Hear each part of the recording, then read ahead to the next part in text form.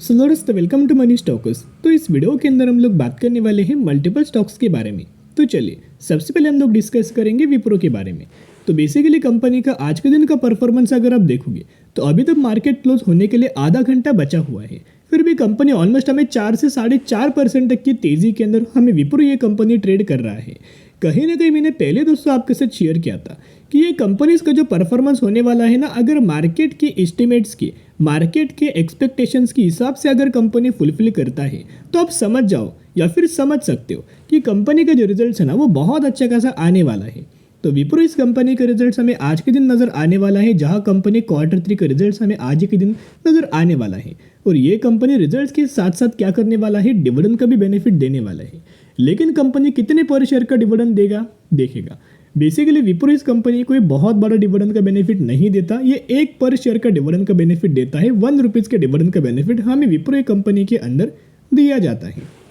कहीं ना कहीं कंपनी ने बहुत बार बोनस दिया था, बहुत बार स्प्लिट दिया था, उसके चलते हुए बहुत सारे शेयर्स लोगों के पास भी हैं। यानी कि जिन लोगों ने पिछले 20 सालों में भी खरीदारी किया है ना, वो लोग अभी भी विप्रो इस कंपनी को होल्ड कर रहे हैं।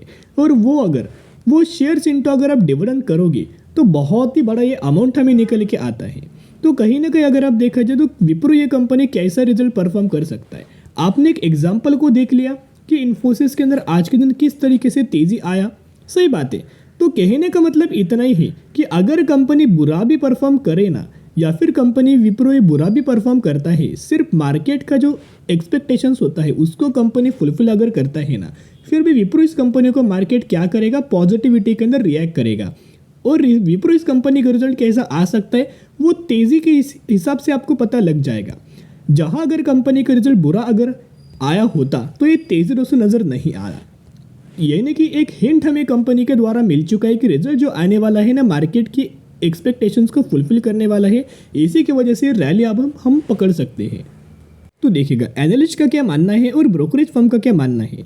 देखिएगा एनालिस्ट का मानना है कि विप्रो इस कंपनी का जो रेवेन्यूज होने वाला है उसके अंदर ड्रॉप हमें नजर आ सकता है, और प्रॉफिट्स एंड मार्जिन्स के अंदर ऑलमोस्ट हमें 2% की जंप आ सकती है क्वार्टर ऑन क्वार्टर बेसिस के ऊपर।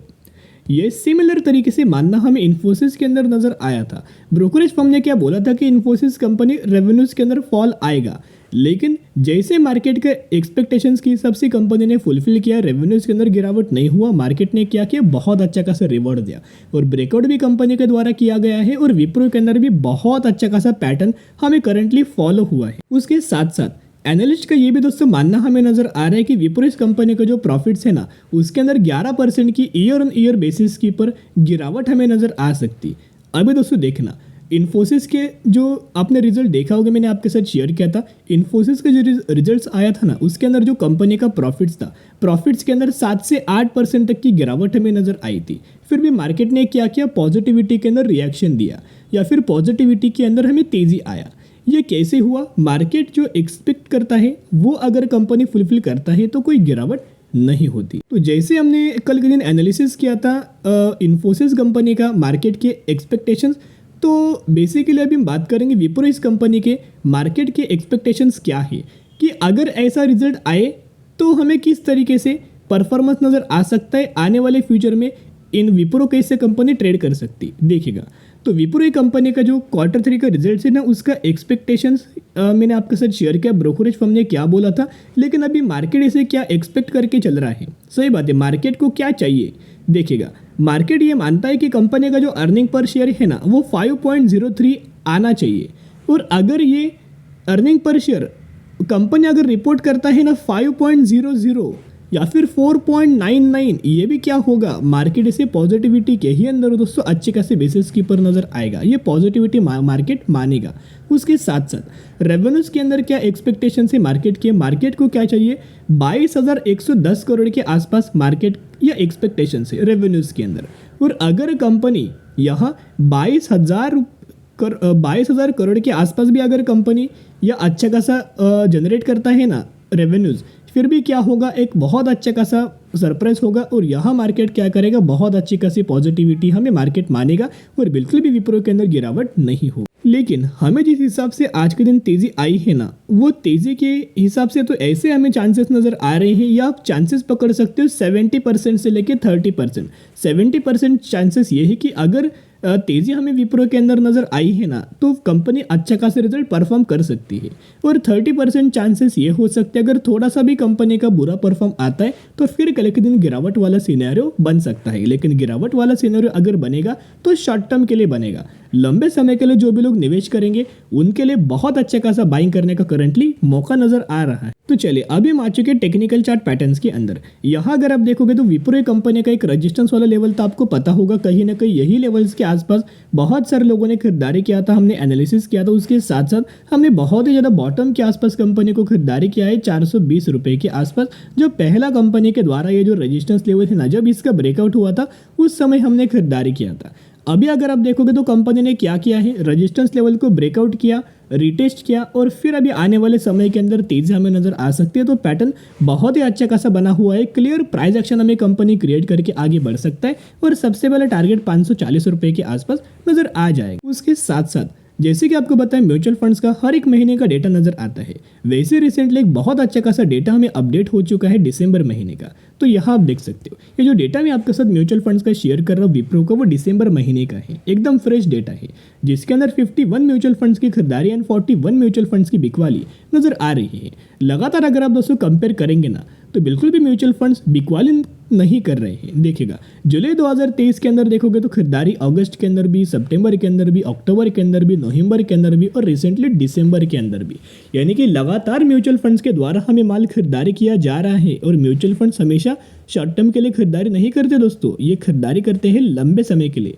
तो मैं एक रिक्वेस्ट करूंगा, अगर आप सच में विप्रो कंपनी को खरीदारी करना चाहते हो या फिर अगर आपने खरीदारी किया है तो मिनिमम 5 साल अगर आप कंपनी को होल्ड करेंगे ना तो बिना दिक्कत दिए, बिना परेशान किए कंसिस्टेंटली कंपनी आपको आने वाले सालों में रिटर्न देगा। 25 से 30% तक का विप्रो हर एक साल में ग्रो करते हुए दिख सकता है। उसके साथ साथ ये भी दोस्तों हमने प्रीवियस के अंदर डिस्कस किया था कि विप्रो कंपनी के अंदर पहले भी बहुत बार गिरावट हुआ था, लेकिन जो कंपनी अच्छा है ना वो कंपनी रिकवर करके दिखाएगा ही। जैसे कि 2008 में गिरावट हुआ था रिसेशन के द्वारा, तो विप्रो इस कंपनी के अंदर 60% तक की गिरावट नजर आया था। लेकिन जिन लोगों ने buy on the strategy apply किया उन लोगों को कंपनी ने क्या किया, 250% तक का रिटर्न शेयर होल्डर्स को प्रोवाइड किया।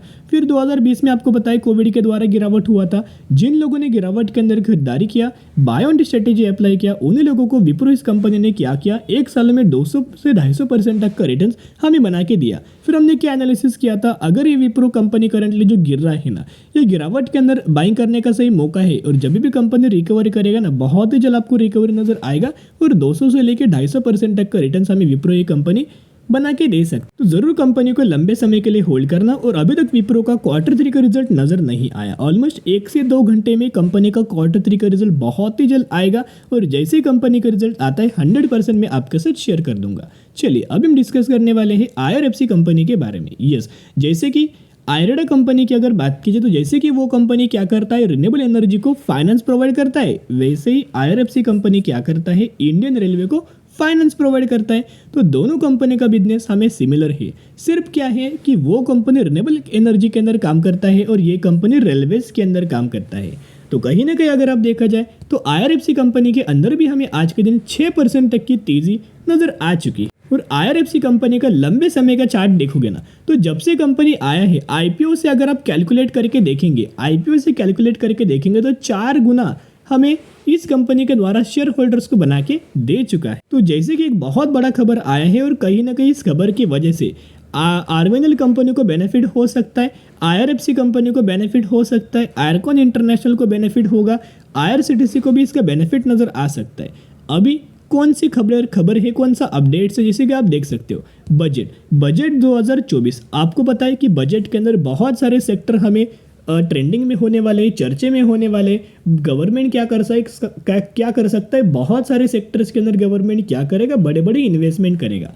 वैसे अगर देखा जाए तो रेलवे सेगमेंट भी इनके अंदर इन्वॉल्वमेंट है, रिन्यूएबल एनर्जी भी पकड़ सकते हो, सोलार के अंदर, EV के अंदर, डिफेंस के अंदर, बहुत सारे सेगमेंट्स के अंदर बहुत बड़ा बड़ा बजट नजर आ सकता है। उसके साथ साथ दोस्तों अगर आप देखोगे रिसेंटली एक बहुत बड़ा अनाउंसमेंट हमें किया गया था गवर्नमेंट के द्वारा क्या अनाउंसमेंट किया था देखिएगा। The Goyal has declare a fresh investment of around 7 lakh crore for the development of rail infra, यानी कि रेल इंफ्रा डेवलपमेंट के अंदर इंफ्रास्ट्रक्चर डेवलपमेंट करने के लिए 7 लाख करोड़ का बहुत बड़ा इन्वेस्टमेंट करने वाले हैं। तो कहीं ना कहीं यहाँ अगर आप देखोगे तो सबसे ज़्यादा बेनिफिट किस किस कंपनी को होगा, IRFC को होगा, RVNL को होगा, एरकॉन इंटरनेशनल को होगा, टिटागरे रेल सिस्टम को होगा, जुपिटर वैगन्स को होगा। जो भी कंपनी रेल के अंदर काम करता है, इंफ्रा के अंदर काम करता है, उन हर एक कंपनियों को बेनिफिट होगा और उसी के हिसाब से आने वाले फ्यूचर में इन सभी कंपनीज के अंदर तेजी नजर आ जाएगी। और जैसे कि एक खबर आउट हो वैसे लगातार हमें IRFC कंपनी के अंदर बुलिश व्यू हमें एनालिस्ट के द्वारा और ब्रोकरेज फर्म के द्वारा दिया गया है। उसके साथ साथ 126 रुपये तक का भी टारगेट हमें IRFC कंपनी के अंदर दिया गया है। तो कहीं ना कहीं दोस्तों आप मुझे कमेंट सेक्शन के अंदर बता सकते हो कितने दिनों में ये टारगेट हमें अचीव होगा या फिर कितने महीनों में हमें IRFC ये टारगेट अचीव करके देगा। तो जरूर दोस्तों IRFC कंपनी के अंदर क्या हमें खरीदारी करने का करंटली मौका है? बिल्कुल भी नहीं। लगातार कंपनी के अंदर तेजी के ऊपर तेजी, रैली के ऊपर रैली आए हैं ना, तो कंटिन्यूसली कंपनी के अंदर जब भी तेजी आएगा निवेश मत करना। जब कंपनी कंसोलिडेशन फेज के अंदर मिले, गिरावट के अंदर मिले, डिप्स के अंदर मिले, उस समय खरीदारी करना। अभी दोस्तों वेट एंड वॉच करना। चलिए अभी हम डिस्कस करेंगे त्रिशक्ति इंडस्ट्रीज के बारे में। 180 रुपये के आसपास हमें ट्रेड कर रहा है और 850% तक का रिटर्न हमें बना के दे चुका है। कहीं ना कहीं देखा जाए रिसेंटली कंपनी ने क्या किया है, 1:5 रेशियो का स्प्लिट का अनाउंसमेंट किया है, यानी कि एक के बदले 5 शेयर आपको इस कंपनी के अंदर मिलने वाले हैं। तो जरूर कंपनी के बारे में स्टडी करना, एनालिसिस करना और उसके बाद निवेश करना। तो चलो दोस्तों आज के लिए इतना ही। अगर आपको ये वीडियो पसंद आए तो जरूर वीडियो को लाइक और चैनल को सब्सक्राइब कर सकते हो। फिर मिलेंगे, बाय।